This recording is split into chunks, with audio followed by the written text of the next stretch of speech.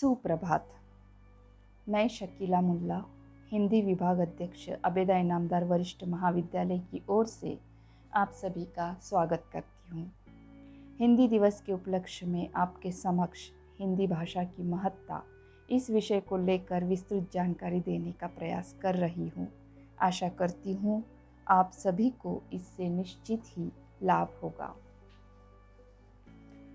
14 सितंबर हिंदी दिवस के मौके पर हम आज यह जानने का प्रयास करेंगे कि हिंदी भाषा ने समय समय पर अपने आप को परिस्थिति के अनुरूप ढालने का प्रयास किस प्रकार किया और आज भी अपने नए रूप में वह कितनी सुलभता के साथ सर्वत्र विचरण कर रही है। हिंदी संस्कृत की उत्तराधिकारिणी है। हिंदी भारत की सामान्य जनता की भाषा है, देश की एकता की संपर्क भाषा है, साधु संतों की भाषा है और समस्त भारत देश की केंद्रीय शक्ति है। हम देखते हैं कि भारत देश में प्राचीन काल से ही विविध भाषाओं का प्रचलन रहा। जब जब सत्ताधारी शासकों ने भारत की बागडोर संभाल ली, तब तब शासकों ने अपनी भाषा विशेष को महत्व दिया। मुगल काल में फारसी भाषा में दरबारी कामकाज चलता तो अंग्रेज़ों के शासन काल में अंग्रेजी भाषा सरकारी कामकाज की भाषा बन गई। स्वतंत्रता आंदोलन के दौरान राष्ट्रीय चेतना के विकास के साथ स्वभाषा को राजपद दिलाने की मांग उठी, तब भारतेंदु हरिश्चंद्र ने नारा लगाया, निज भाषा उन्नति अहै, सब उन्नति को मूल, बिन निज भाषा ज्ञान के मिटै नहीं य कोशूल। इस तरह हिंदी को राष्ट्रभाषा का दर्जा देकर उसके प्रचार का कार्य आरंभ हुआ। महात्मा गांधी जी ने कहा, हिंदी को हम राष्ट्रभाषा मानते हैं। राष्ट्रभाषा वही हो सकती है जिसे अधिक संख्यक लोग जानते बोलते हो, जो सीखने में सुगम हो, जिसके द्वारा भारतवर्ष के धार्मिक, आर्थिक तथा राजनीतिक व्यवहार निभ सके।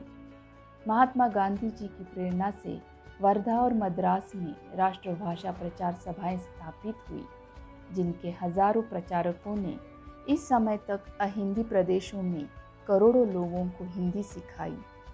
सरदार वल्लभ भाई पटेल 1940 में कराची कांग्रेस अधिवेशन के अध्यक्ष बने, तब उन्होंने अपना अभिभाषण हिंदी में प्रस्तुत किया।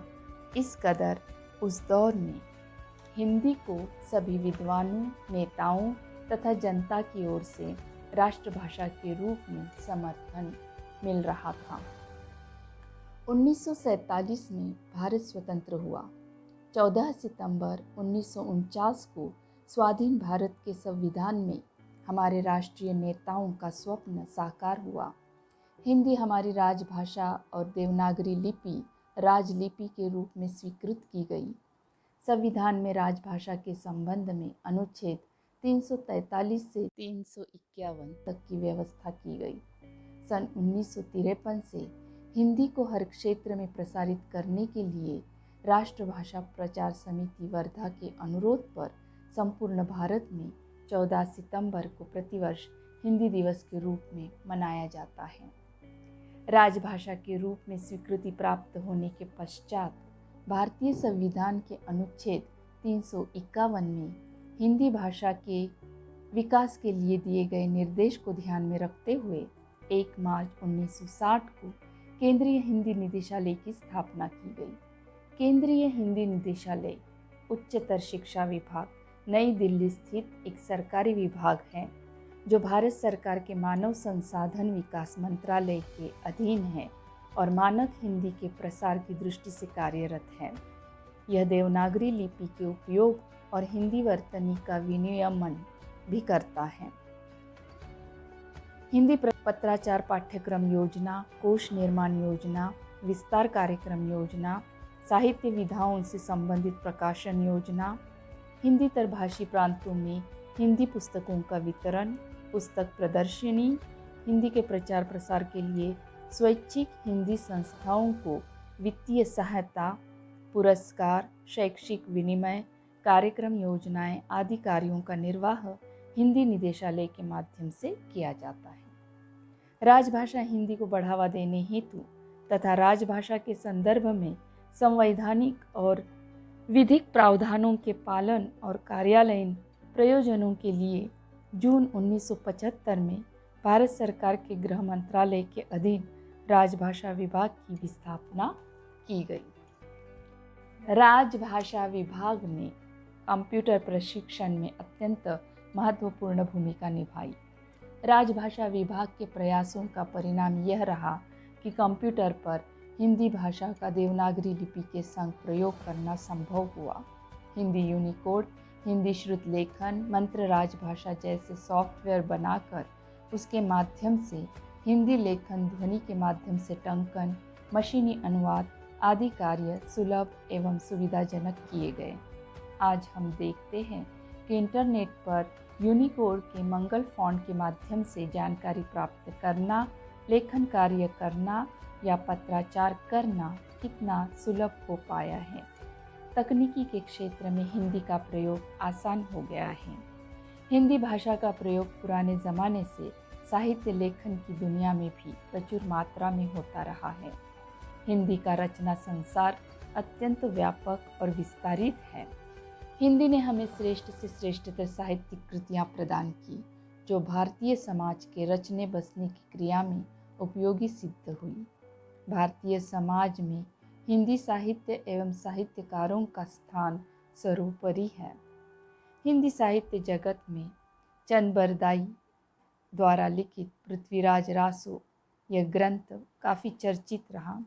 तुलसीदास द्वारा लिखित रामचरितमानस, कबीरदास की रामायणी, सूरदास द्वारा लिखित सुरसागर, जायसी का पद्मावत, रहीम का बरवै नायिका, मीराबाई का गीत गोविंद और भारतेंदु द्वारा लिखित अंधेर नगरी, भारत दुर्दशा ये नाटक, प्रेमचंद द्वारा लिखित गोदान उपन्यास, मैथिली शरण गुप्त की साकेत रचना, महादेवी वर्मा की यामा, दिनकर द्वारा लिखित उर्वशी, अज्ञे द्वारा लिखित अरे यायावर रहेगा याद यात्रा वृत्त और हरिवंश राय बच्चन द्वारा लिखित उनकी काव्य रचना मधुशाला, जिसने पाठकों के बीच धूम मचा दी।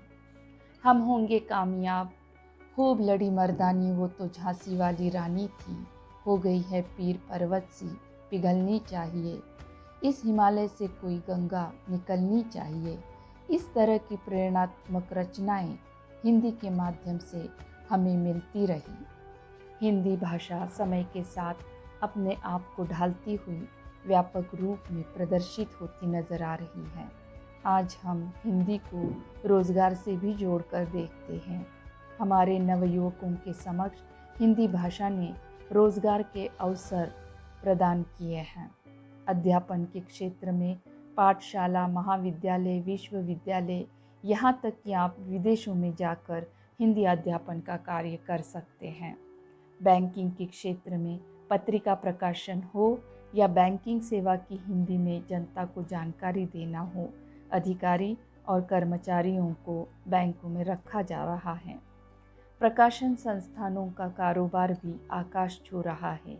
हिंदी के बाजार में अंतर्राष्ट्रीय प्रकाशन संस्थाएं भी अपने पैर जमा रही है। इन उद्योग क्षेत्र में हिंदी संपादक एवं अनुवादक की खासी आवश्यकता महसूस होती है। सिविल सर्विस जैसी स्पर्धात्मक परीक्षा में परीक्षार्थियों की होड़ देखते हुए बड़े बड़े शहरों में कोचिंग क्लासेस की संख्या निरंतर बढ़ती नज़र आ रही है। हिंदी भाषी प्रदेशों में स्टडी मटेरियल तैयार करने से लेकर पढ़ाने तक का कारोबार करोड़ों रुपयों में चलता है। 2019 में प्रतिभा वर्मा, जो उत्तर प्रदेश की रहने वाली है, सिविल सर्विसेज की टॉपर ने हिंदी माध्यम का स्टडी प्लान बनाया था। इसके साथ ही पब्लिक रिलेशन, मैनेजमेंट, अनुवाद, विज्ञापन, स्क्रिप्ट तथा कंटेंट लेखन आदि क्षेत्रों में भी हिंदी चमकती नजर आ रही है। मनोरंजन के क्षेत्र में हिंदी का जादू छाया हुआ है। चाहे वह हिंदी फिल्में हो, हिंदी गीत हो, धारावाहिक हो, लोग हिंदी में चलने वाले कार्यक्रमों को देखना अधिक पसंद करते हैं। वैश्वीकरण के दौर में भारत दुनिया भर के उत्पाद निर्माताओं के लिए खरीदार और उपभोक्ता बाजार बना हुआ है। हम भी काफ़ी मात्रा में हमारे उत्पादों को दुनिया भर के बाज़ार में ले जाते हैं। इस क्रय विक्रय की अंतर्राष्ट्रीय प्रक्रिया में हिंदी भाषा तथा संचार माध्यमों का अत्यंत महत्व बढ़ रहा है, कारण वे ही उपभोक्ता के मन पर उत्पाद को खरीदने की चाह उत्पन्न करते हैं। हिंदी का प्रयोग टीवी चैनल, विज्ञापन, इंटरनेट तथा पत्र पत्रिकाओं में बड़ी मात्रा में हो रहा है। इंटरनेट के जरिए हिंदी में स्पष्ट अभिव्यक्ति का मार्ग प्रशस्त हुआ है। लिखिए, प्रकाशित कीजिए, दुनिया में किसी भी कोने में बैठकर अपने पाठक से अथवा विशेषज्ञों से राय लीजिए। ऑनलाइन सक्रिय अनेक ब्लॉग और चर्चा मंच आपके लिए खुले हैं।